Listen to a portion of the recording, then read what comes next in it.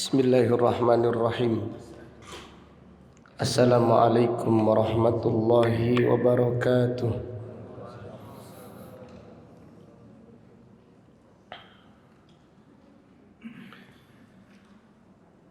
Innal hamdalillah nahmaduhu wa nasta'inuhu wa nastaghfiruh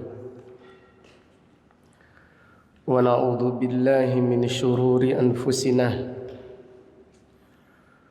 wa min sayyiati a'malina. May yahdihillahu fala mudilla lahu wa may yudlil fala hadiya lahu.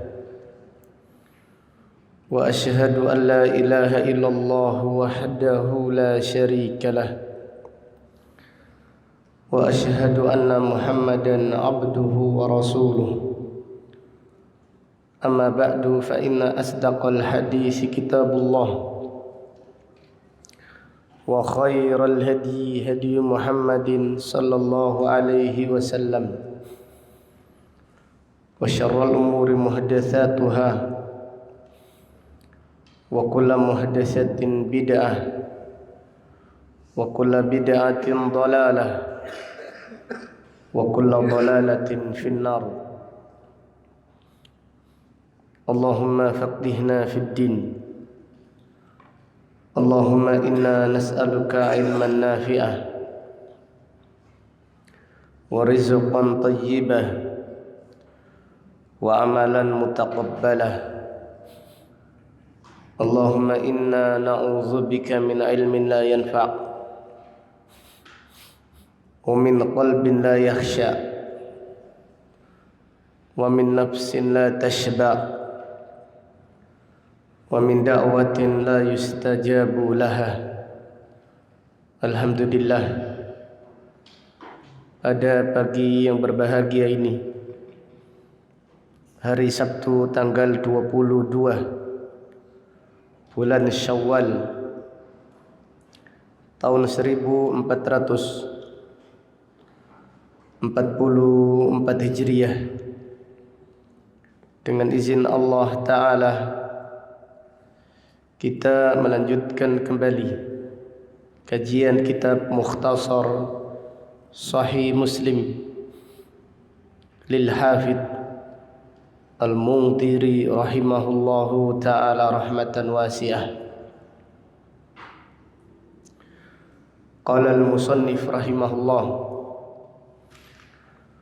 babun an-nahi an mubadaratil imam bit takbiri wa ghairihi. Bab larangan mendahului imam di dalam takbir dan yang lainnya.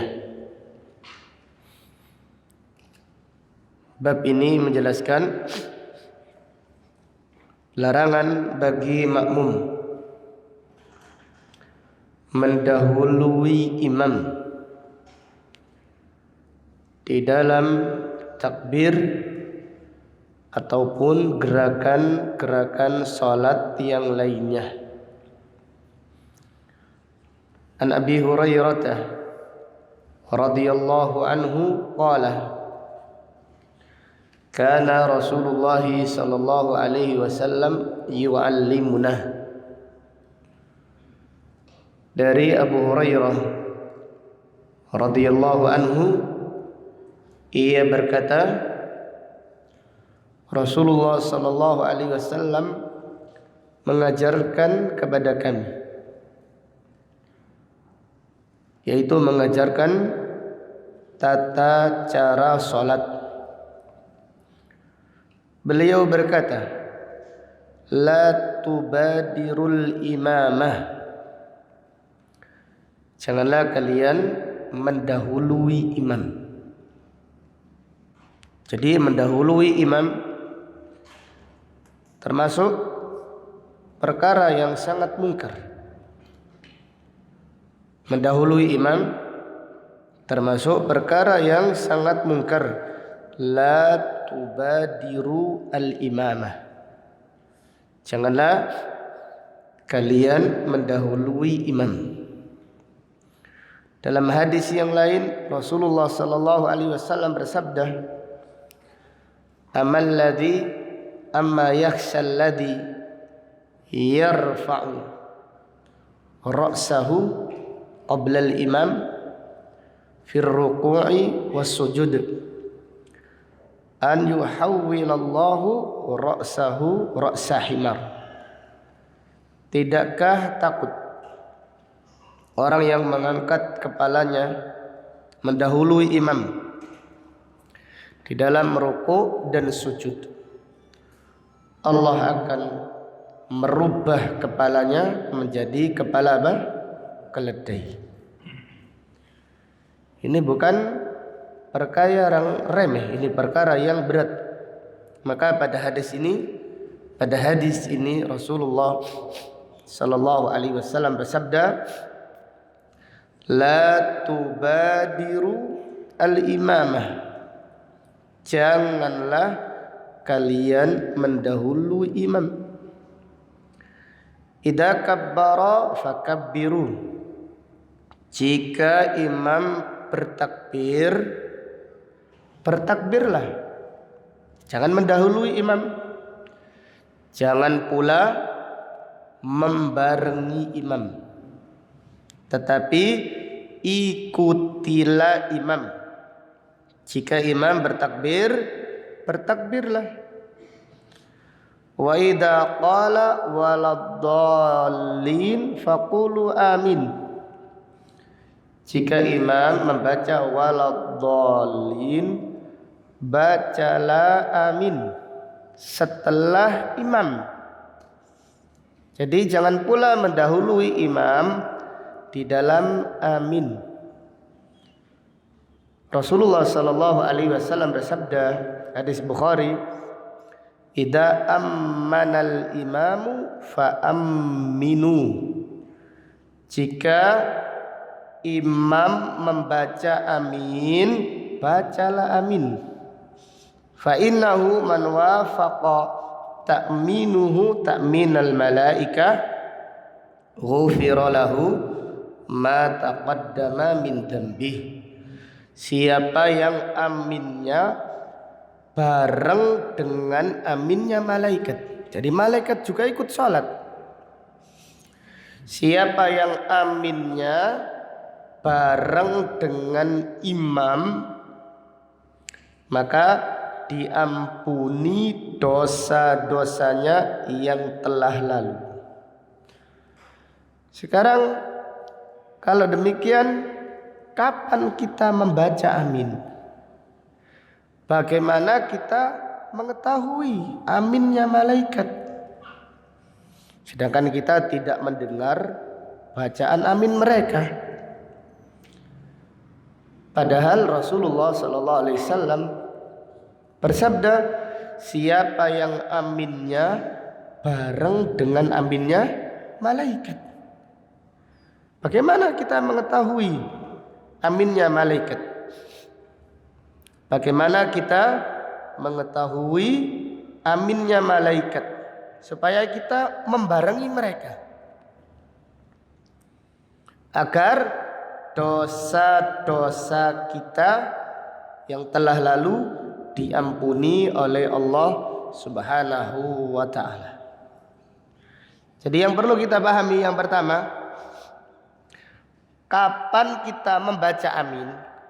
Jawabannya apabila imam memulai amin. Imam mulai kemudian kita mengikuti aminnya imam. Apabila imam memulai amin, kita mengikuti aminnya imam. Bukan berarti imam membaca amin sampai selesai baru kita membaca amin. Tidak demikian.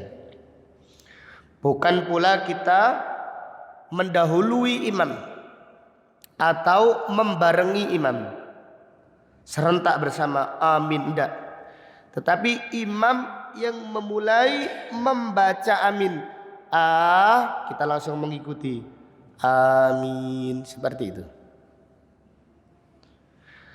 Jadi kapan kita membaca amin di dalam sholat berjamaah? Jawabannya apabila imam memulai amin, kita mengikuti aminnya imam. Sekarang pertanyaannya dibalik, kapan kita takbiratul ihram? Jawabannya kapan? Apabila imam selesai bertakbir. Apabila imam Allahu Akbar selesai takbir, kita baru bertakbir di belakang apa? Imam. Khusus amin tidak demikian. Apabila imam memulai amin, hendaklah kita membaca amin mengikuti imam. Jadi nantinya jatuhnya serentak, imam baca kita mengikuti amin. Seperti itu. Kemudian yang kedua, bagaimana kita mengetahui aminnya malaikat?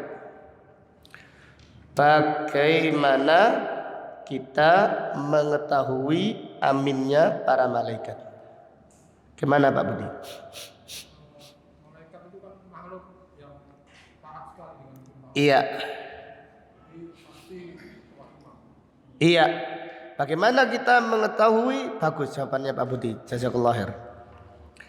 Malaikat itu tidak mungkin mengamalkan bid'ah, tidak mungkin menyelisih sunnah. Jangankan yang bid'ah, menyelisih sunnah saja tidak. Malaikat itu pasti sesuai dengan apa? Sunnah. Jadi kalau ada zikir jamaah, zikir bid'ah, itu malaikat dah hadir. Setan yang banyak. Harus kita yakini ada zikir jamaah, dihadiri malaikat mana? Malaikat itu tidak ada satupun ahlul bid'ah. Jin ahlul bid'ah banyak jin. Karena Allah Ta'ala berfirman, kunna tara'iqa qidada. Jin berkata kami ini berkelompok-kelompok. Ada jin ahlu sunnah, ada jin ahlul bid'ah, ada jin salafi, ada jin syiah. Ya ada golongan-golongan bermacam-macam. Jin ikut demo juga ada.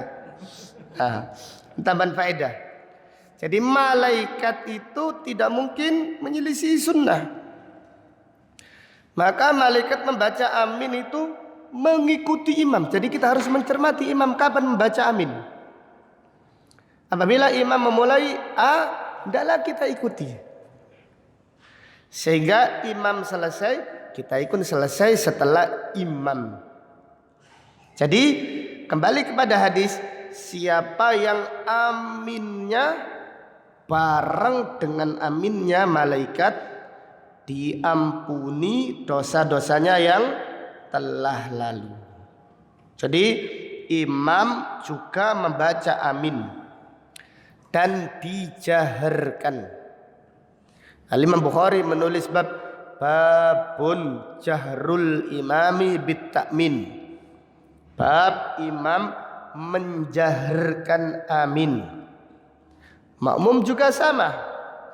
Bacaannya makmum mengikuti bacaannya imam. Artinya apabila imam memulai, sudah kita langsung mengikuti aminnya imam. Kemudian lanjutan hadis, Rasulullah sallallahu alaihi wasallam bersabda, wa idza raka'a farka'u. Apabila imam meruku, rukuklah setelah rukuknya imam.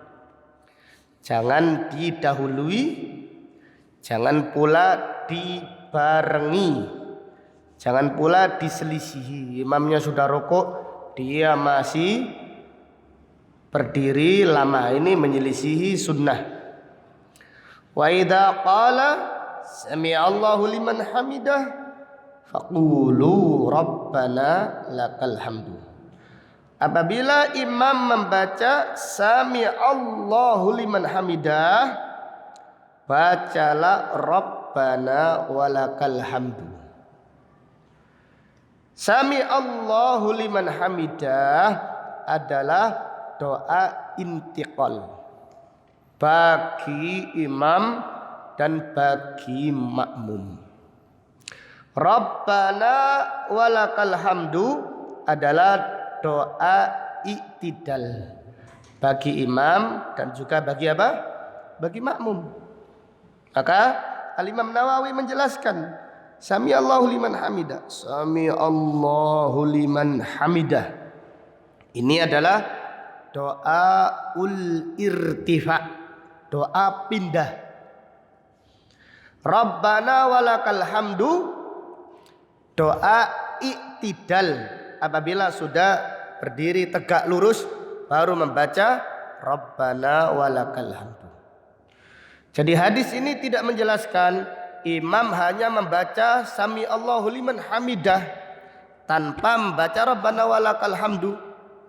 Hadis ini juga tidak menjelaskan makmum tidak perlu membaca Sami Allahu liman hamidah tetapi langsung membaca Rabbana walakal hamdu. Ala khilafin baina ahlil ilm. Walaupun dalam hal ini para ulama berselisih pendapat, tetapi pendapat yang lebih kuat wallahu a'lam, dan ini pendapat yang dipilih oleh Imam Bukhari, pendapat yang dipilih oleh Imam Syafi'i rahimahullah. Jadi pendapat menyatakan yang lebih kuat Sami Allahu liman hamidah. Ini doa intiqal bagi imam dan bagi makmum. Karena Sami Allahu liman hamidah itu dibaca ketika pindah. Sekiranya makmum hanya membaca Rabbana walakal hamdu saja, intiqalnya tidak baca apa-apa. Dari rukuk menuju i'tidal tidak baca apa-apa. Kalau berdiri baru membaca Rabbana walakal hamdu. Kalau demikian makmum ketinggalan zikir intiqal. Sedangkan Nabi sallallahu alaihi wasallam mengajarkan kepada kita sallu kama raaitumuni usalli. Salatlah kalian seperti kalian melihat aku salat. Kesimpulannya Sami Allahu liman hamidah adalah doa intiqal bagi imam dan makmum. Demikian pula Rabbana walakal hamdu adalah doa iktidal bagi imam dan juga bagi makmum. Wallahu ta'ala a'lam. Kemudian pelajaran yang bisa diambil dari hadis ini. Yang pertama, perintah mengikuti imam. Perintah mengikuti imam. Jadi di dalam sholat kita diperintahkan mengikuti imam. Pelajaran yang kedua, larangan mendahului imam dan membarenginya. Larangan mendahului imam dan membarengi imam serta menyelisihinya. Larangan mendahului. Mendahului jelas ya. Membarengi. Kita juga dilarang membarengi imam. Membarengi itu bahasa Indonesianya apa? Menyamai. Menyamai juga membarengi sama kan? Iya, larangan menyamai imam.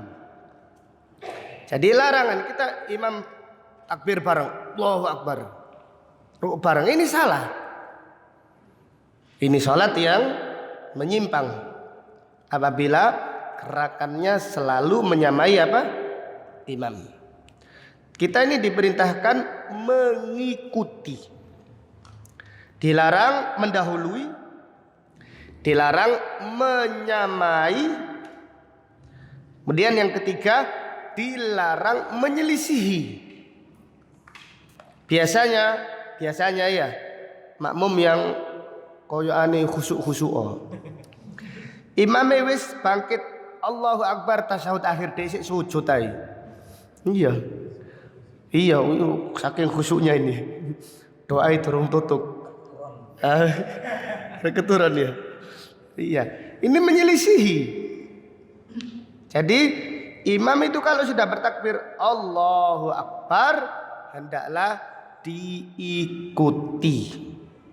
Hendaklah kita mengikuti setiap gerakannya imam. Karena kita wajib mengikuti imam. Dilarang mendahului. Dilarang menyamai. Kemudian yang ketiga dilarang apa? Menyelisihi imam. Kemudian pelajaran berikutnya.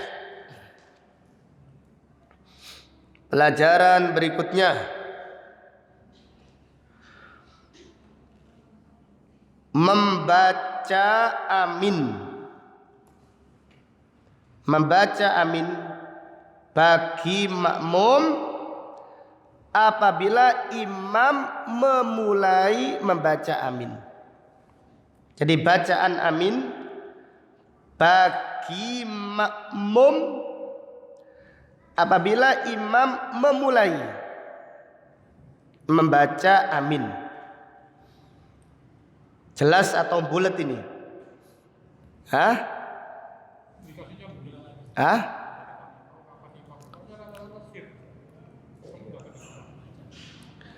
Iya, kalau imamnya nggak membaca ya bulat memang. Imamnya yang bulat. Imamnya yang rumet. Imamnya yang menyelisih sunnah. Imam sunnahnya membaca amin. Al-Imam Ibnu Katsir rahimahullah berkata, amin itu sunnah setiap kali membaca surat Al-Fatihah, baik bagi makmum atau imam atau munfarid atau membaca Al-Fatihah di luar sholat. Jadi membaca amin setelah surat Al-Fatihah disunnahkan bagi imam, bagi makmum, orang yang sholat sendiri, dan orang yang membaca surat Al-Fatihah di luar sholat. Jelas ya? Apabila kita meruqyah seseorang baca Al-Fatihah, bacakan waladhdallin amin. Demikian. Jadi prakteknya bagaimana? Prakteknya apabila imam baca amin, amin. Ketika imam baca kita ngikuti.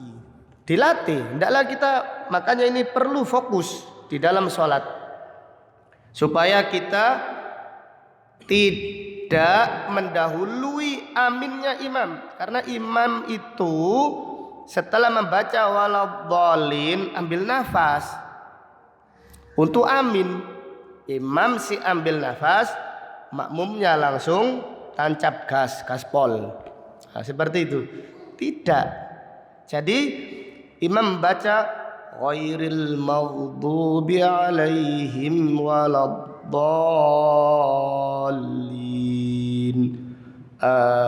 Imam langsung setelah imam mulai makmum mengikuti aminnya imam. Jelas ya? Jadi sekali lagi bacaan amin makmum apabila imam memulai membaca apa? Amin. Apabila makmum mendahului imam, ini menyelisih sunnah. Tidak mendapatkan fadilah diampuni dosa-dosanya yang telah lalu. Karena di dalam hadis Nabi SAW bersabda, siapa yang aminnya bareng dengan aminnya malaikat, diampuni dosa-dosanya yang telah lalu. Jadi masalah amin ini banyak sekali kekeliruan. Banyak sekali kekeliruan. Makmumnya sudah amin, baru imamnya amin. Ini makmumnya yang tidak cermat, atau makmumnya yang kurang memperhatikan sunnah Rasulullah sallallahu alaihi wasallam. Kita ini dilarang mendahului imam. Semua gerakannya dan semua bacaannya.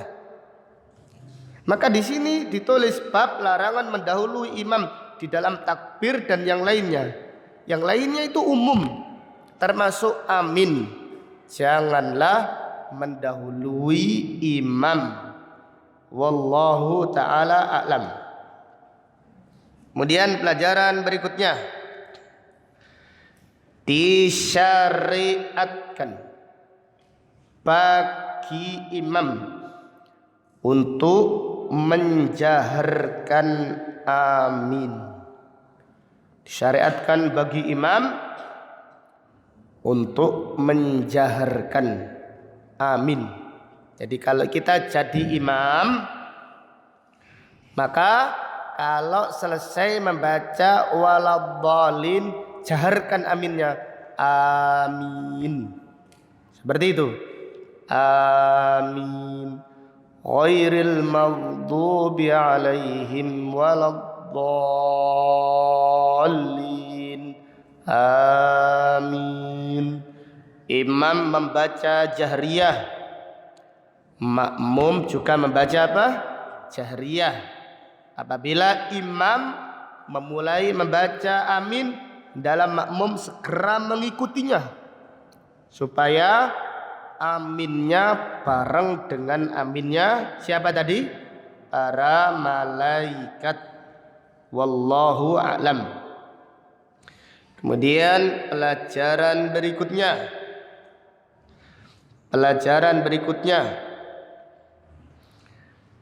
Sami Allahu liman hamidah adalah doa intiqal bagi imam dan makmum. Sami Allahu liman hamidah adalah doa intiqal. Intiqal artinya pindah bagi imam dan bagi makmum. Jadi bukan imam saja yang baca Sami Allahu liman hamidah. Imam membaca Sami Allahu liman hamidah, makmum juga membaca Sami Allahu liman hamidah. Jelas ya? Sami Allahu liman hamidah, atau kalau disingkat at-tasmi'u. At-tasmi' artinya bacaan Sami Allahu liman hamidah adalah doa intiqal. Doa intiqal yang dimaksud adalah pindah dari ruku' menuju i'tidal. Ini namanya intiqal atau dinamakan irtifa. Ini doa bagi imam dan juga bagi apa? Bagi makmum. Kemudian pelajaran berikutnya, Rabbana walakal hamdu. Itu adalah doanya imam dan juga doa bagi apa? Makmum. Ketika apa? Ketika i'tidal. Ini enggak ada perselisihan.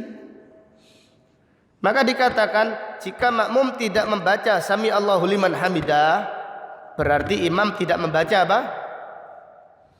Rabbana walakal hamdu. Perhatikan hadis ini.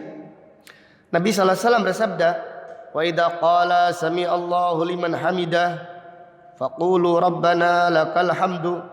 Jika imam membaca sami Allahu liman hamidah, maka bacalah rabbana walakal hamdu. Kelihatan yang nampak pada hadis ini, yang membaca sami Allahu liman hamidah itu siapa? Imam. Kemudian yang membaca rabbana lakal hamdu siapa? Makmum. Tetapi disepakati rabbana walakal hamdu itu doanya imam dan juga doanya apa? Makmum. Maka sami Allahu liman hamidah juga doanya imam dan doanya apa? Makmum. Imam Bukhari menulis bab bacaannya imam dan bacaannya makmum sama. Jadi sami Allahu liman hamidah itu doa intiqal. Sami Allahu liman hamidah. Kalau sudah berdiri namanya i'tidal. Kalau sudah berdiri tegak namanya i'tidal. Kalau sudah i'tidal baru membaca Rabbana lakal hamdu. Jadi kesimpulannya Sami Allahu liman hamidah, doa intiqal bagi imam dan juga bagi makmum. Sami Allahu liman hamidah. Rabbana walakal hamdu, doa i'tidal bagi imam dan juga bagi apa? Makmum. Wallahu a'lam. Kemudian bab berikutnya,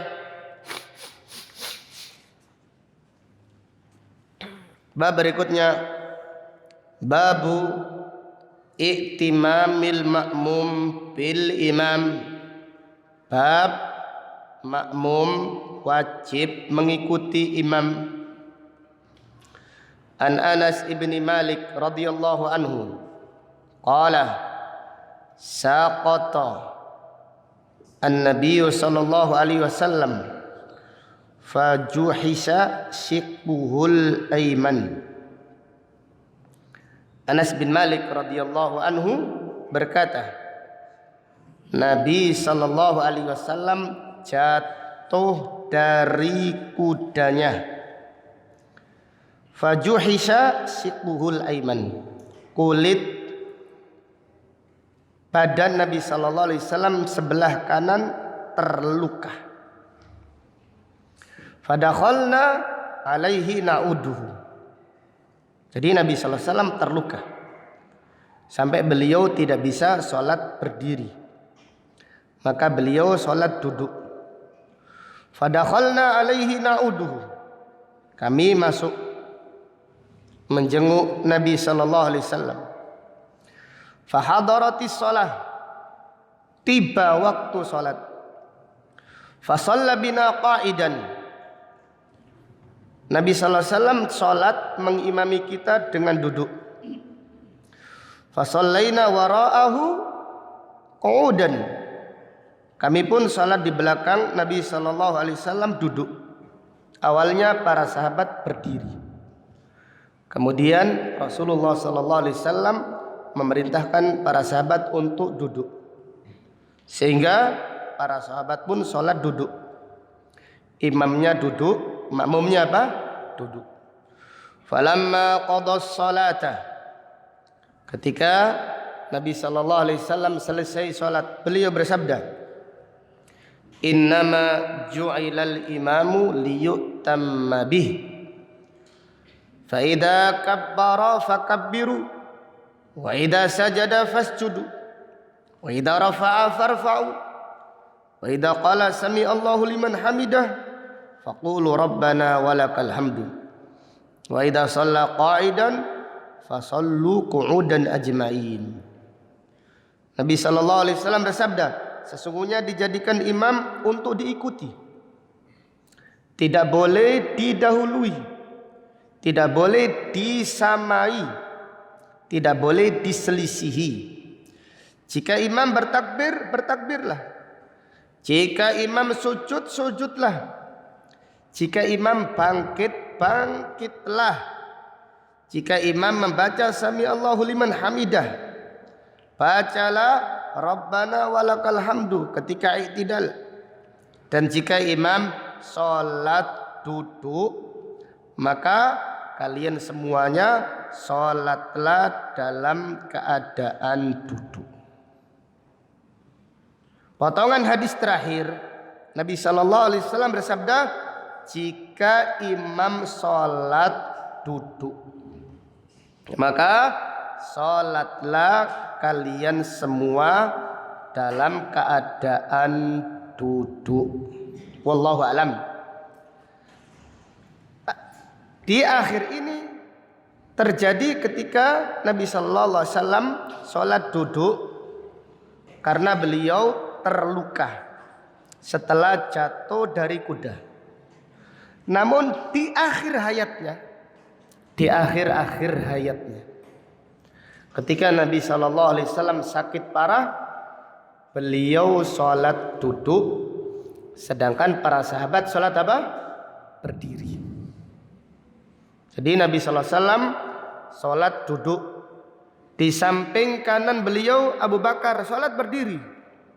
Di belakang Abu Bakar semua para sahabat salat berdiri. Al-Imam Bukhari dalam kitabnya Sahih Bukhari membawakan pernyataan gurunya yang namanya Al-Humaidi. Al-Humaidi adalah sahabatnya Al-Imam Syafi'i di dalam menuntut ilmu. Al-Imam Al-Humaidi mengatakan hadis perintah salat duduk di belakang imam yang duduk hukumnya mansukh, dihapus. Kenapa? Karena di akhir hayatnya Nabi sallallahu alaihi wasallam, di akhir hayatnya Nabi sallallahu alaihi wasallam, beliau sakit parah salat duduk. Dan para sahabat salat dengan apa? Dengan berdiri. Ini wallahu alam pendapat yang dipilih oleh Al-Imam Al-Bukhari. Sebagian para ulama mengatakan seperti Syekh Albani rahimahullah dan yang lainnya, apabila imam salat duduk kemudian memberi isyarat kepada makmum untuk duduk, hendaklah makmum juga ikut salat duduk. Tetapi apabila imam tidak memberi isyarat kepada makmum, maka makmum tetap sholat dalam keadaan berdiri. Karena berdiri itu termasuk rukunnya sholat, termasuk kewajiban sholat. Allah Ta'ala berfirman, wa qumu lillah, dan berdirilah ketika mengerjakan sholat karena Allah. Nabi SAW bersabda, sallu qiyaman, salatlah dengan berdiri. Fa ilam tastati fa qa'idan, jika tidak mampu berdiri salatlah dengan apa? Duduk.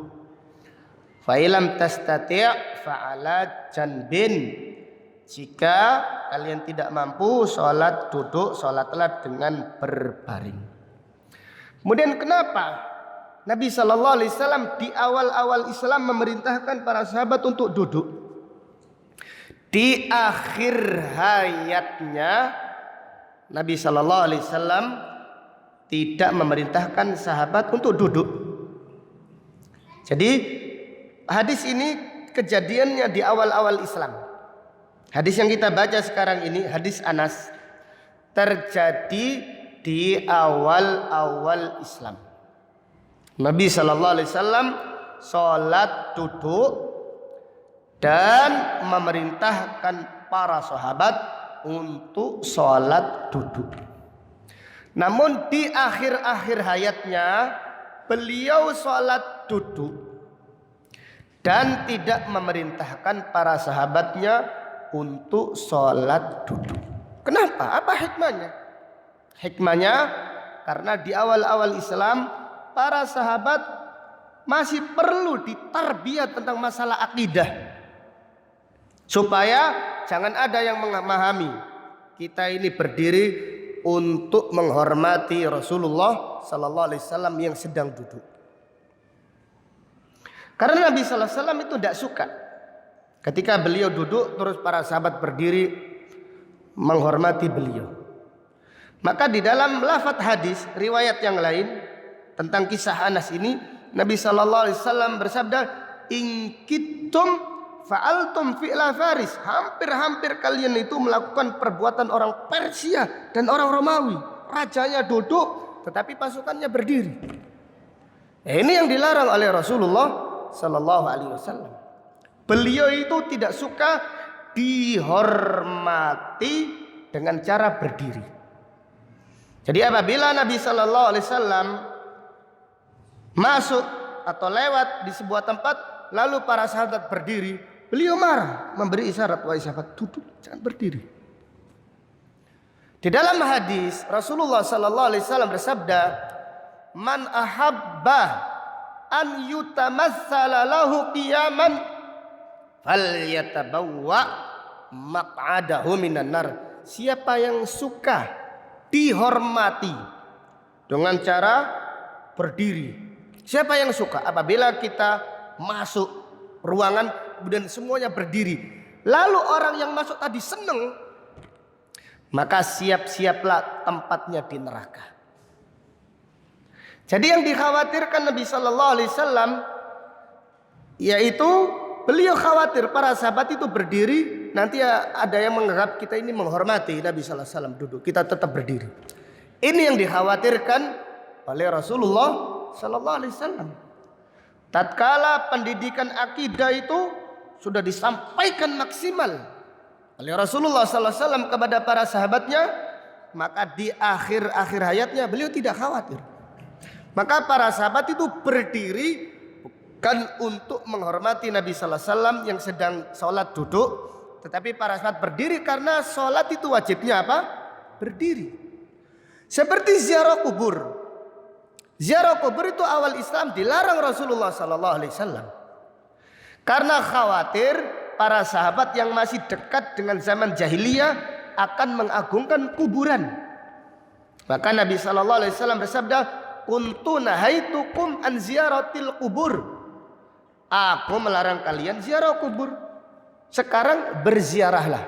Karena Nabi Sallallahu Alaihi Wasallam sudah menyampaikan akidah dengan maksimal kepada para sahabatnya. Sekarang ziarahilah kuburan, bukan untuk mengagungkan mayit, tetapi untuk mendoakan mayit dan untuk mengingat akhirat. Fa innaha tudzakirul akhirah, karena ziarah kubur itu mengingatkan akhirat. Jadi perhatikan hadis ini. Nabi Sallallahu Alaihi Wasallam ketika masih hidup tidak mau dihormati dengan cara apa? Berdiri. Apalagi Nabi Sallallahu Alaihi Wasallam sudah meninggal dunia. Apalagi Nabi Sallallahu Alaihi Wasallam sudah apa? Meninggal dunia. Jadi mereka kalau sudah membaca tibaan, lalu sudah sampai mahalul qiyam, semuanya apa? Berdiri. Membaca marhaban, marhaban, marhaban ya Rasulullah, ahlan wa sahlan. Mereka meyakini Nabi Sallallahu Alaihi Wasallam apa? Datang. Kita mengatakan wallahi demi Allah Nabi Sallallahu Alaihi Wasallam tidak datang. Yang datang itu adalah syaitan. Jadi yang datang itu adalah syaitan. Yang datang adalah syaitan menggoda manusia untuk terus istiqomah di atas bid'ah. Demikian. Jadi Nabi Sallallahu Alaihi Wasallam dalam keadaan sholat, maksudnya kenapa kok beliau duduk, sahabat disuruh duduk? Maksudnya untuk mengajarkan akidah dulu. Setelah akidahnya para sahabat mantap dan kuat, maka di akhir-akhir hayatnya Nabi Sallallahu Alaihi Wasallam beliau tidak memerintahkan para sahabat duduk lagi, karena mereka tahu mereka berdiri itu bukan untuk li ta'zim, tetapi berdiri karena wajibnya sholat itu apa? Berdiri. Sebagaimana ziarah kubur, Nabi Sallallahu Alaihi Wasallam memerintahkan ziarah kubur bukan untuk mengagungkan kuburan, tetapi untuk mengingat apa? Untuk mengingat akhirat. Faham ya maksudnya ya? Jadi demikian. Jadi awal mulanya Nabi Sallallahu Alaihi Wasallam sholat duduk, memerintahkan para sahabat untuk duduk, untuk mengajarkan akidah mereka kepada mereka terlebih dahulu. Jangan sampai ada orang yang memahami ini menunjukkan kita harus takdim kepada imam kita. Kita harus takdim, kita harus seperti ini. Ini dikhawatirkan hulu. Memuliakan itu bagus, tapi yang tercela adalah melampaui batas. Tercela. Jadi sekarang lihatlah kiai-kiai, habaib ketika masuk semuanya berdiri. Kalau tidak ada yang duduk dimarahi, berdiri. Habib itu teko sampai disebul kok tadi kodok sampai. Ini dari mana semuanya ini? Ini Habib lewat Nabi Sallallahu Alaihi Wasallam, ketika lewat sahabat berdiri, marah beliau, duduk. Para sahabat. Anas bin Malik bercerita, Nabi Sallallahu Alaihi Wasallam idza marrah. Nabi Sallallahu Alaihi Wasallam apabila lewat, kemudian para sahabat duduk, beliau benci, beliau memberitakan, duduklah wahai para sahabat, tidak boleh, ini hulu. Itu adalah perbuatan hulu. Ketika para sahabat sudah memahami ini hulu, ini adalah perbuatan yang menyerupai orang-orang Persia dan Romawi, maka di akhir hayatnya Nabi Sallallahu Alaihi Wasallam beliau tidak memerintahkan para sahabat untuk duduk karena mereka sudah memahami perkara akidah. Mereka berdiri untuk sholat mereka, bukan untuk gulu kepada Nabi Sallallahu Alaihi Wasallam atau gulu kepada orang-orang yang dimuliakan. Wallahu ta'ala a'lam. Dari hadis ini terdapat beberapa pelajaran yang bisa diambil. Faedah yang sama, tetapi mengapa ditulis lagi? Wajib mengikuti imam dan larangan mendahului serta menyamai dan menyelisihi imam. Wajib mengikuti imam dan larangan apa tadi?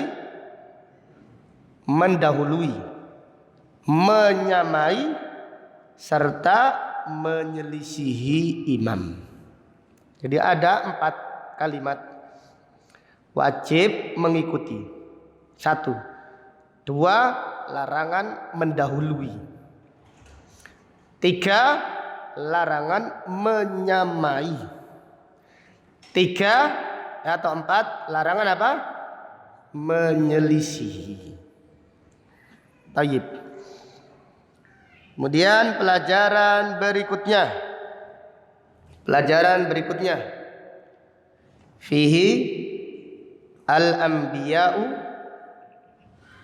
abdun la yu'bad. Para nabi adalah seorang hamba yang tidak boleh disembah. Dari mana faedah ini? Pak Yusuf. Para nabi adalah seorang hamba yang tidak boleh disembah. Iya, karena tidak ada sembahan yang hak selain Allah. Tapi dilihat dari hadis ini. Ya, Pak Muhammad. Al-anbiya abdun la yu'bad. Para nabi adalah seorang hamba yang tidak boleh disembah. Gimana? Iya, perutnya robek, badan sebelah kanannya terluka parah. Iya, sahabat juga disuruh duduk. Jadi Nabi Sallallahu Alaihi Wasallam terluka parah. Ini menunjukkan beliau hamba yang tidak boleh apa? Disembah. Yang disembah itu tidak boleh terluka, tidak boleh terkena madarat. Syarat disembah itu harus sempurna. Tidak boleh memiliki sifat-sifat yang membahayakan. Ini Nabi Sallallahu Alaihi Wasallam terluka, maka beliau tidak boleh disembah dari selain Allah Subhanahu wa ta'ala. Kemudian pelajaran berikutnya, yusra'u lil marid an yusalliya al jamaah.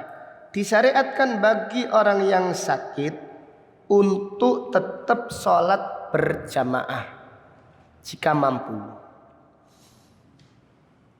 Disyariatkan bagi orang yang sakit untuk tetap sholat berjamaah. Jadi Nabi Sallallahu Alaihi Wasallam pada hadis ini terluka tapi tetap sholat berjamaah. Al-Imam Bukhari menulis babun haddul marid, bab batasan orang yang sakit tidak sholat berjamaah. Artinya benar-benar tidak sanggup. Bukan sakit apa sampean itu? Sariawan kan? Iya, sariawan tidak sholat berjamaah. Lihatlah Nabi Sallallahu Alaihi Wasallam sampai sholat tidak bisa berdiri. Ini bukan sakit yang ringan ini, tetapi tetap sholat apa? Berjamaah. Abdullah bin Mas'ud radhiyallahu anhu berkata, "Walaqad ra'aituna yuhada bainar rajulaini hatta yuj'ala fi shaf." Kami para sahabat tidak bisa ke masjid, digendong 2 orang diletakkan di shaf. Wa ma takhallafa anha illa munafiqun ma'lumun nifaq. Tidak ada orang yang terang-terangan meninggalkan sholat berjamaah di zamannya para sahabat, kecuali mereka itu munafik yang diketahui kemunafikannya. Ya, kalau sakit flu sedikit, asam urat, apa lagi asam urat? Asam urat itu berapa derajatnya sih? Tingginya itu berapa? Kolesterol. Kenapa emang nggak sholat jamaah? Kolesterol, asam urat. Ini masih belum jelas sakitnya ini. Kecuali kalau dia sudah tidak bisa berdiri, baru dia ngambil udzur, la yukallifullahu nafsan illa wus'aha. Sedangkan Nabi sallallahu alaihi wasallam tidak bisa berdiri saja, tetap minta dikendong para sahabat, tetap ke masjid untuk salat apa? Salat berjamaah. Dengan demikian disyariatkan salat berjamaah bagi orang yang sakit jika dia mampu. Demikian. Jadi kecuali kalau sudah tidak mampu, baru dia sholat di rumah dan seseorang mendapatkan pahala seperti kebiasaannya. Kemudian pelajaran berikutnya, dhammul ghuluwi bisolihin, celaan bagi orang-orang yang melampaui batas terhadap orang-orang soleh. Celaan bagi siapa yang melampaui batas terhadap orang-orang soleh. Maksudnya apa? Maksudnya Nabi sallallahu alaihi wasallam memerintahkan para sahabat duduk di awal Islam untuk mengajarkan supaya para sahabat tidak hulu. Tidak hulu kepada orang-orang soleh. Demikian. Tetapi tatkala pendidikan akidah ini sudah mantap, para sahabat sudah memahaminya dengan benar, maka di akhir-akhir hayatnya Nabi Muhammad sallallahu alaihi wasallam, beliau sholat duduk dan tidak memerintahkan para sahabat untuk sholat duduk. Para sahabat tetap sholat dalam keadaan apa? Berdiri. Demikian. Wallahu ta'ala alam. Kemudian pelajaran berikutnya. Pelajaran berikutnya. Yajuzu lil imami an yusalliya qa'idan. Dibolehkan bagi imam salat dalam keadaan duduk. Tidak mengapa. Jadi imam kebiasaannya berdiri, sakit dia, tapi tetap masjid. Imam mengimami dengan duduk, tidak masalah. Ini kalau sekiranya terjadi di sekitar kita, aneh tidak kira-kira? Aneh atau tidak aneh? Ya aneh, mereka yang aneh sebenarnya. Mereka yang aneh gitu loh. Mereka yang aneh. Ini tidak aneh seharusnya. Ini adalah sunnahnya Rasulullah sallallahu alaihi wasallam. Jadi imam sakit, katakan imamnya terluka tapi tetap ingin ke masjid, silahkan imam mengimami dalam keadaan apa? Duduk, makmum berdiri. Jelas ya? Ini tidak mengapa, ini tidak mengurangi pahala salat berjamaah. Bahkan ini menghidupkan sunnah yang mati. Ini menghidupkan sunnah yang mati, sunnah yang ditinggalkan oleh kaum muslimin. Jadi perkara yang dianggap aneh padahal ini ada. Padahal ini dilakukan oleh Rasulullah sallallahu alaihi wasallam. Beliau berkali-kali, bukan sekali saja dalam hadis ini. Kemudian di akhir hayatnya Rasulullah sallallahu alaihi wasallam, beliau mengimami para sahabat dengan duduk.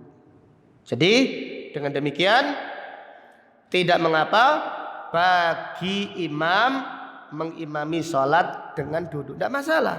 Jamaahnya tidak berkurang pahalanya sama sekali, karena imamnya melakukan karena uzur, karena imam melakukannya disebabkan adanya uzur.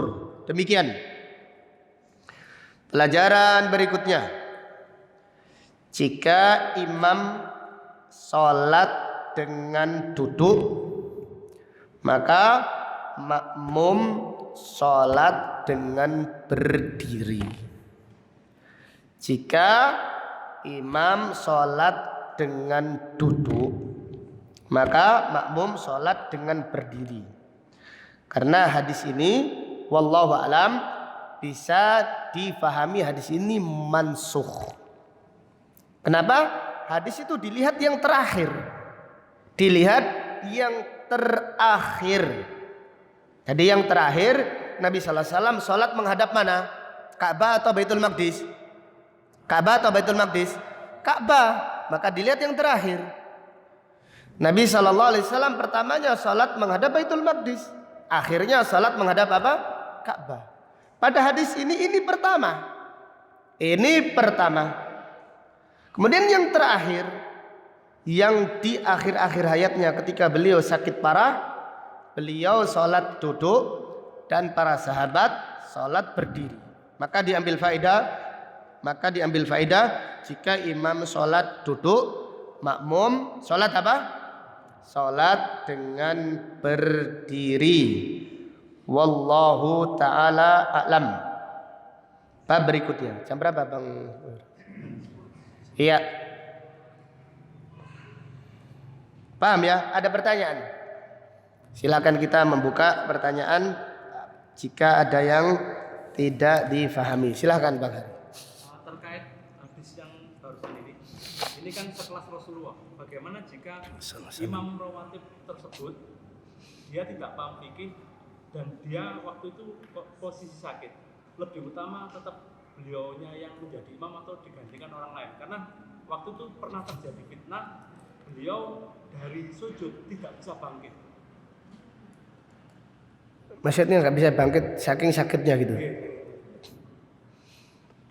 Jadi ketika beliau dari sujud tidak bisa bangkit karena sakit, kakinya sakit. Ada 3 kondisi waktu itu. Jadi ada yang sujud sahwi, ada yang karena kebetulan saya di belakang imam, jadi saya menunggu sampai imam berdiri. Nah, semestinya kan imam tersebut melanjutkan dalam posisi sholat sambil duduk. Karena pemahaman fikih beliau yang belum sampai ke taraf ilmu ini sehingga terjadi fitnah waktu itu.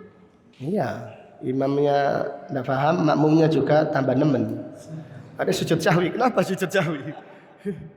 Jadi imam sekiranya ini terjadi, imam sholat 4 rakaat, anggap aja sholat 4 rakaat. Jadi kita yang sudah tahu ilmunya katakan seperti ini, atau di pondok atau di masjid yang jamaahnya masya Allah aktif ngaji. 2 rakaat pertama berdiri, 2 rakaat yang berikutnya duduk, tidak masalah. Jadi makmum tidak perlu sujud sahwi.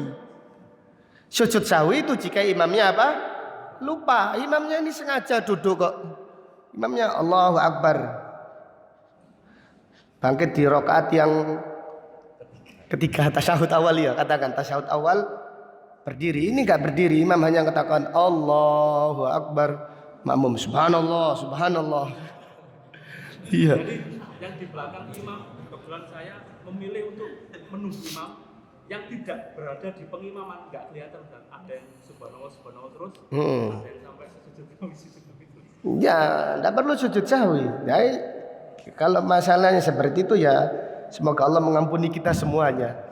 Ini susah sudah, imamnya tidak tahu, makmumnya juga tidak tahu. Seperti kemarin saya sendiri sholat di Masjid Dahlan tanpa tasyahud awal. Lupa. Tidak tahu karena apa gitu, lupa. Berdiri, orang membaca subhanallah, subhanallah. Saya tetap berdiri. Dan saya kasih syarat, ayo berdiri itu. Akhirnya mereka berdiri. Setelah selesai salam, kita ingatkan Nabi Shallallahu Alaihi Wasallam pernah sholat tidak tasyahud awal. Kemudian beliau menyempurnakan sholatnya apabila menjelang salam beliau sujud sahwi 2 kali. Demikian, itu sunnah Rasulullah Sallallahu Alaihi Wasallam. Jadi imam apabila lupa tasyahud awal, kemudian sudah berdiri tegak, jangan duduk lagi. Kecuali kalau duduknya itu masih berdirinya itu masih ragu-ragu dia, setengah-setengah, Allahu Akbar. Kemudian ragu dia.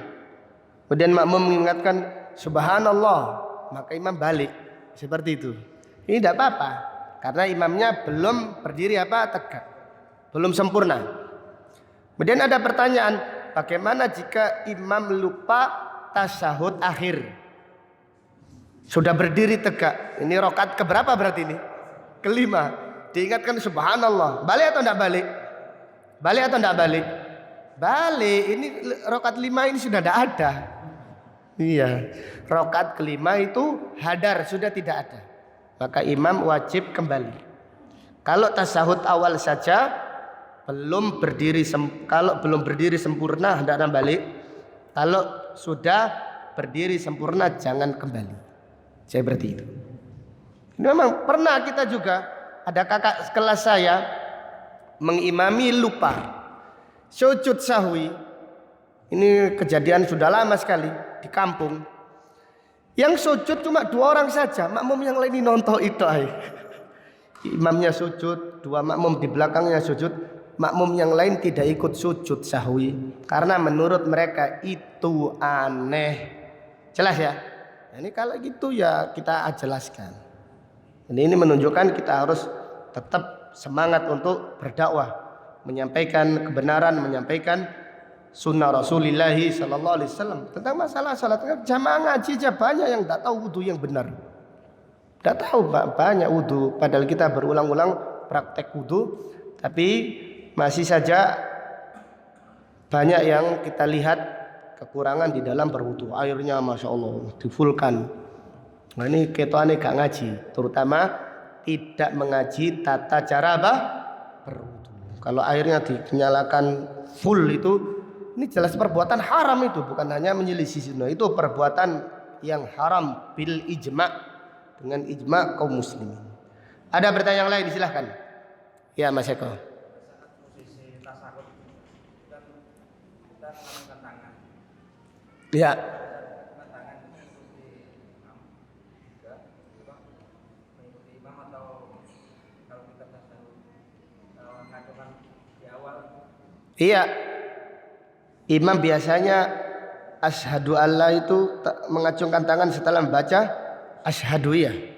Iya, enggak, kita enggak ngikuti dalam imamnya menyelisih sunnah.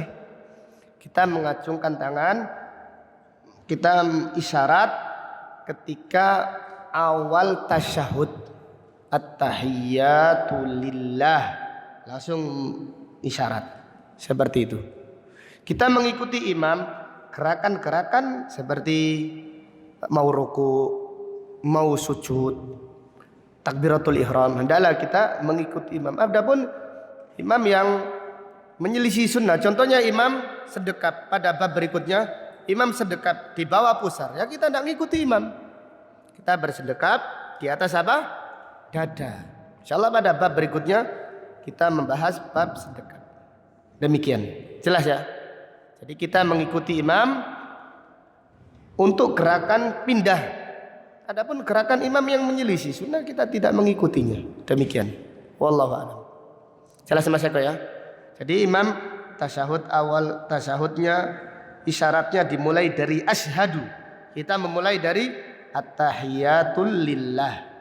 At-tahiyatu lillah atau at-tahiyatul mubarakatus shalawatut thayyibatu lillah. Itu sudah mulai isyarat. Wallahu a'lam. Iya.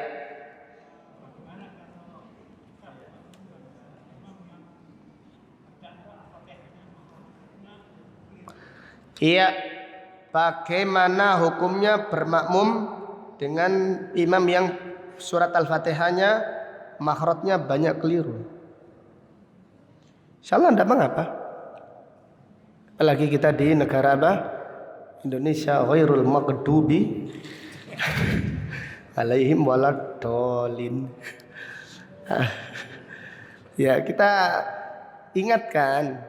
Jadi ingatkan ya lebih utama orang yang seperti itu tidak layak menjadi apa? Menjadi imam.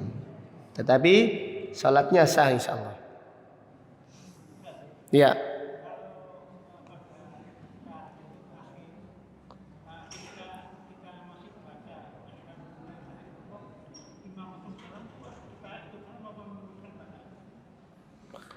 Ya lebih utama kita mengikuti, dicepatkan. Jadi kita tasyahud akhir, imam sudah salam. Jadi imam sudah salam, karena sebagian ikhwah itu ada yang seperti itu. Imam sudah salam, dia masih doa tasyahud akhirnya belum selesai. Bahkan pernah saya tak sengaja sholat tahiyat akhirin tak panjangkan. Padahal sudah tak panjangkan, saya salam, dia masih belum salam juga. Ini menyelisihi sunnah. Jadi kita ini wajib mengikuti, tidak boleh mendahului, menyamai dan menyelisihi. Imam salam. Jadi tidak apa-apa ya ikhwah, ini agak memang metode ahlul hadis. Jadi sabar, insya Allah nanti pada akhir kita menyimpulkannya. Pada akhirnya awalnya kita membaca semua hadis pada bab ini. Kemudian setelah itu nanti di akhir-akhir sholat selesai, nanti kita akan praktek sholat supaya lebih gamblang lagi. Jadi nanti ada keterangan lagi tentang takbir lagi, tentang rukuk lagi, diulang-ulang terus dalam kitab ini. Hendaklah kita sabar dan niatkan agar Allah menunjukkan kita semuanya, baik saya pribadi. Barangkali nanti di tengah-tengah pengajian ada koreksi yang selama ini ternyata kita keliru. Demikian. Jadi banyak sekali kekeliruan di dalam sholat yang kita menganggap ini bukan, ya katakan tidak, walaupun tidak sampai membatalkan sholat. Contohnya salam.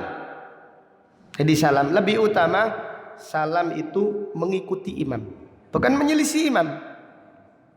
Kalau kita mengikuti berarti imam salam pertama kita ikut salam, imam salam kedua kita mengikuti imam. Nah, ini madhab Syafi'i. Bukan masalah Syafi'i atau Syafi'i, ini adalah sunnahnya Rasulullah sallallahu alaihi wasallam. Ini pendapat yang lebih dipilih oleh Imam Bukhari. Karena bab mengikuti. Jadi umumnya yang kita ketahui, mayoritas jamaah salat kalau imamnya selesai salam yang kedua baru mereka salam. Padahal kalau kita koreksi, ini termasuk menyelisihi. Karena setiap gerakan imam itu hendaklah diikuti. Assalamualaikum warahmatullah. Kita tidak berengi, tapi kita mengikuti. Assalamualaikum warahmatullah. Kemudian imam salam lagi. Assalamualaikum warahmatullah. Baru kita salam yang kedua. Assalamualaikum warahmatullah. Sekarang setelah takbiratul ihram Idul Fitri ditambah berapa takbir? Setelah takbiratul ihram ditambah berapa? 7. Kita menunggu imam sampai 7 atau satu-satu kita mengikuti. Iya kan, itu mengikuti. Kalau kita imam entenono sik pitu, berarti kita ini menyelisihi. Jelas ya? Seperti itu. Di dalam riwayat Imam Bukhari, Abdullah bin Umar berkata, wasallamna hina salam. Kita ini salam ketika Nabi sallallahu alaihi wasallam salam. Bukan selesai total, enggak, ketika. Jadi mengikuti. Kemudian pertanyaan berikutnya, wajibnya salam berapa? 1 atau 2? 1. Jadi sekiranya ada orang maaf buang angin setelah salam pertama, sholatnya sah atau tidak sah? Sah. Jadi salam itu wajibnya 1. Jadi ini pernah terjadi. Kita ngaji di Syekh Walid di Bahrain. Beliau memerintahkan imam salam untuk 1 saja. Imamnya musafir, salamnya 1 tok. Akhirnya makmum bingung akhirnya. Makmum yang ngaji sudah paham. Assalamualaikum. Mereka ya salam, assalamualaikum. Imam salam, kita mengikuti. Yang tidak tahu bingung, imam mau salam gila apa ini? Iya kan? Nah, kalau yang terjadi ketika umroh, jamaah Indonesia yang baru-baru umroh, sholat jenazah di sana itu salamnya 1. Sholat jenazah di Masjidil Haram, salamnya itu cuma 1. Boleh, salam 2 itu boleh. Lebih utama berapa? Lebih utamanya 2. Jadi sering kita mengingatkan. Kita sholat jenazah sudah selesai imam. Assalamualaikum warahmatullah. Jamaah Indonesia ini ya. Pak wis mari iki. Oh iya. Iya. Jelas ya. Jadi kesimpulannya salam itu mengikuti apa? Mengikuti imam. Jadi imam salam, kita salam. Kemudian yang pertama, imam salam, yang kedua kita ikut. Sekiranya kita batal setelah salam pertama, salat kita sudah sah. Karena yang wajib dari salam itu pertama, yang kedua hukumnya tidak apa? Tidak wajib, tapi sunnah. Jadi demikian, wallahu a'lam. Ada yang lain silahkan. Ya. Kalau sholat jenazah itu ada imamnya yang beliaunya angkat tangan, ada yang enggak. Iya. Sekarang pertanyaan tentang sholat jenazah. Setiap takbir imam mengangkat tangan. Ada yang tidak. Pendapat yang lebih kuat mengangkat. Al-Imam Bukhari menulis di dalam kitab Sahih Bukharinya, kitab Janaiz, wa kana Ibnu Umar, Abdullah bin Umar mengangkat kedua tangannya setiap takbir sholat jenazah dan takbir Idul Fitri, Idul Adha. Riwayat Bukhari.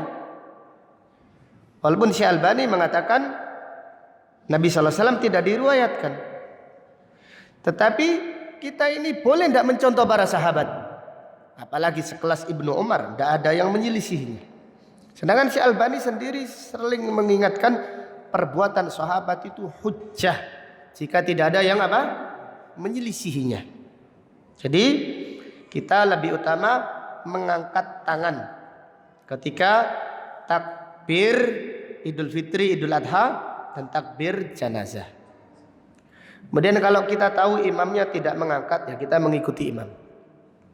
Kalau kita mengetahui imamnya, hukum awal dulu. Hukum awal lebih utama bagi imam tetap mengangkat. Setiap takbir jenazah, Allahu Akbar. Takbir Idul Fitri, Allahu Akbar, Allahu Akbar, mengangkat. Ini lebih utama. Mana hujjahnya? Hujjahnya riwayat Imam Bukhari dari sahabat Abdullah bin Umar. Dan ada sahabat-sahabat yang lain. Bahkan ada isyarat dari sahabat Abdullah bin Abbas, itu adalah sunnahnya Rasulullah sallallahu alaihi wasallam. Kesimpulannya masalah ini khilaf. Demikian, wallahu a'lam. Silahkan. Ya. Bagi orang sakit tetap sholat berjamaah jika mampu. Bagaimana jika sakitnya menular seperti flu dan batuk? Pakai masker. Jika sakitnya flu dan batuk, pakai masker supaya tidak menular. Tetap ke masjid insya Allah. Seperti itu. Flu biasa ringan, insya Allah tidak mengapa. Menular itu kan karena beritanya terlalu heboh, jadi khawatir menular. Seperti itu. Wallahu a'lam. Tetap, makanya ada ikatan bagi orang yang sakit. Sekiranya dia mengambil udzur tidak mengapa. Tapi tidak mengapanya ini karena dia itu berat atau malas. Ini hanya Allah yang tahu. Karena orang itu kalau cinta sholat berjamaah dalam keadaan sakit pun ini menunjukkan cinta. Maka Nabi sallallahu alaihi wasallam tetap sholat berjamaah karena beliau bersabda, wa ju'ilat qurratu aini fi shalah. Dijadikan penyejuk hatiku itu di dalam sholat. Orang yang sampai seperti itu, maka dia tidak akan meninggalkan sholat berjamaah dalam kondisi apapun, kecuali kalau benar-benar darurat. Safar gitu ya. Safar pun tidak mau dia sendiri safar. Saya safar dengan orang. Supaya nanti kalau sholat di tengah-tengah saya bisa sholat berjamaah walaupun safar. Walaupun tidak di masjid, katakan di mana. Tapi tetap sholat apa? Berjamaah karena cinta. Karena kecintaan seseorang dengan sholat tersebut. Wallahu a'lam. Jelas Mas ya? Monggo Pak Budi.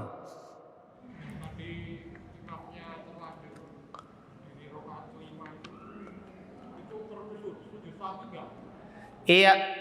Pak Budi bertanya, jika imam terlanjur berdiri setelah tasyahud akhir, maka berarti ini menambahi.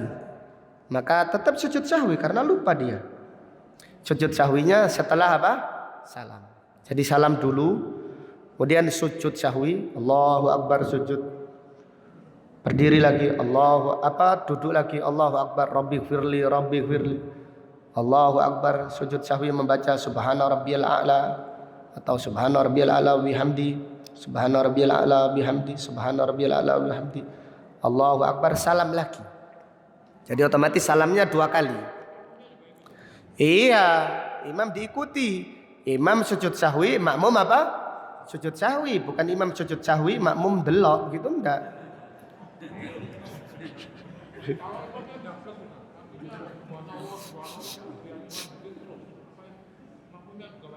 Enggak.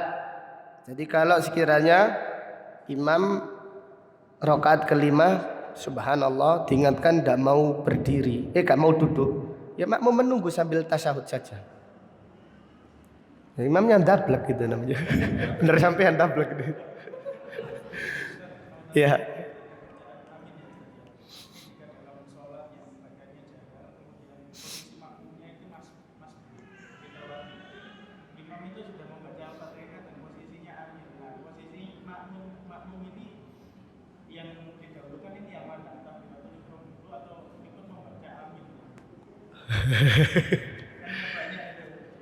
Iya, apabila makmum masbuk kemudian mengikuti amin, belum takbiratul ihram, ya enggak, ya takbiratul ihram dulu. Iya, belum sholat kok dia membaca amin.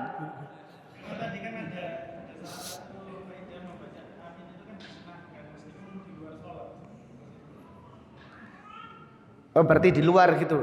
Ya, enggak, di luar sholat maksudnya baca sendiri. Ya kita sendiri, bukan mengamini Al-Fatihahnya orang lain gitu loh. Enggak, kita membaca sendiri. Di luar sholat apabila kita membaca sendiri atau kita tidak apa-apa, kita sedang berjamaah ada yang membacakan Al-Fatihah. Waladhdallin amin. Masing-masing baca amin sendiri, amin. Tidak apa-apa insyaallah. Tapi kalau dalam posisi sholat, ya kita takbiratul ihram dulu, baru baca amin. Seperti itu. Wallahu a'lam. Untuk kita wanita, bagaimana mengaminkan imam? Ya sama amin. Wanita membaca amin, cuma tidak terlalu keras. Tetap membaca amin dengan jahriyah, tetapi tidak terlalu keras. Jadi wanita juga mengaminkan aminnya imam. Nabi SAW bersabda, An-nisa'u syaqaiqur rijal. Wanita itu saudara kandungnya laki-laki. Semua kewajiban untuk laki-laki wajib untuk wanita. Semua sunnah untuk laki-laki, sunnah untuk apa? Wanita. Dan untuk dikategorikan salat duduk seperti apa, Ustaz? Duduk itu umum. Duduk iftirash, duduk bersilah, duduk di atas kursi. La yukallifullahu nafsan illa wus'aha. Jadi ada duduk di atas kursi, silahkan. Duduk iftirash, silahkan. Nabi SAW pernah sholat duduk bersilah. Nabi SAW pernah sholat duduknya itu bersilah, karena tidak mampu sudah. Iftirash lebih sulit, bersila lebih gampang katakan. Atau duduk orang yang kakinya kaku, duduk selonjoran. Kami maka kalau bisa sempurna duduk iftirash, kalau bisa masih. Jadi setidaknya masih bisa iftirash. Atau duduk di atas kursi. Tergantung kondisinya yang lebih nyaman mana. Seperti itu. Kategori semuanya termasuk keringanan. Tidak mengapa duduk bersila, duduk iftirash, duduk selonjoran, atau duduk di atas kursi, tidak mengapa. Karena ada orang yang bisa salat berdiri, bisa rukuk namun tidak bisa sujud. Kalau sujud tidak bisa balik lagi soalnya. Hanya silakan duduk di atas kursi sebagaimana yang disediakan di masjid-masjid. Demikian, wallahu a'lam. Iya.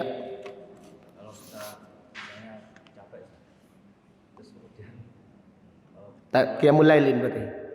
Sholatnya itu sambil duduk, kita capean kan, mungkin kerja atau apa, kakinya sampai sholatnya duduk apa boleh? Iya. Sholat apa dulu? Sholat fardu atau sholat sunnah?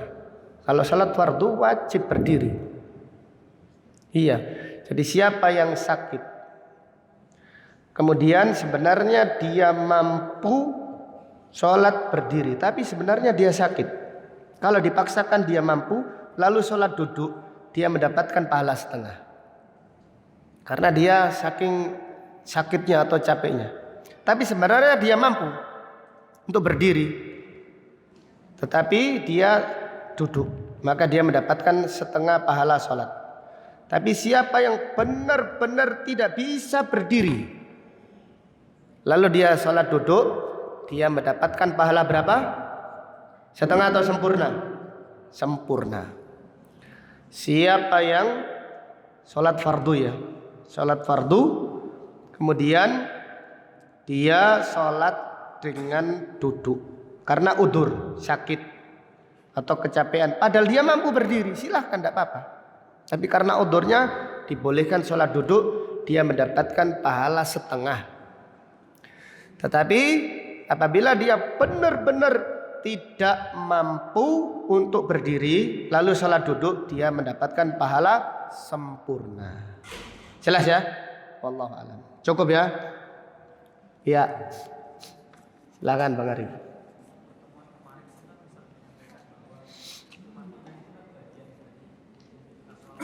Ya.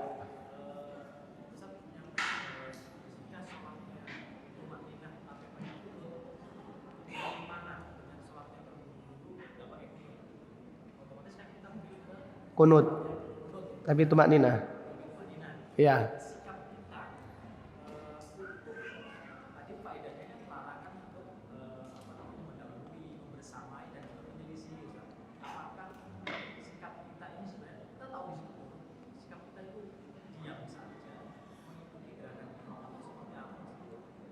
Jadi kalau imamnya kunut, kita kunut. Apabila imamnya kunut, kita kunut. Nabi sallallahu alaihi wasallam bersabda, hadis Bukhari, yusalluna lakum, imam yang mengimami kalian, fa in asabu falakum walahum. Kalau mereka benar, mereka dapat pahala, kalian dapat pahala. Wa in akhtau, jika mereka keliru, falakum wa alaihim, kalian dapat pahala, mereka yang dapat dosa.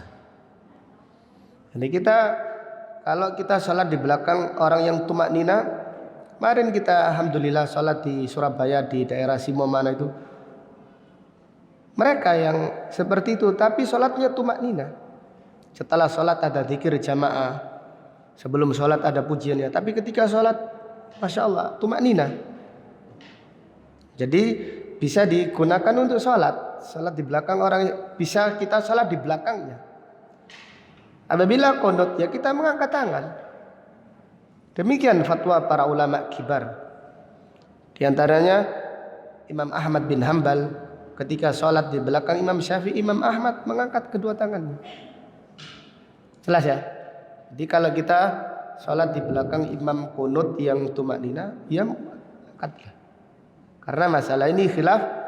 Walaupun pendapat yang lebih utama, imamnya itu tidak kunut. Seperti itu.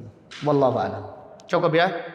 Baik, insyaallah akan kita lanjutkan pada kajian yang akan datang. Marilah kita tutup dengan doa kafaratul majlis. Subhanaka Allahumma bihamdika asyhadu an la ilaha illa anta astaghfiruka wa atubu ilaik. Wa sallallahu ala nabiyyina Muhammad wa ala alihi wa sahbihi وسلم تسليما كثيرا والحمد لله رب العالمين. السلام عليكم ورحمة الله وبركاته.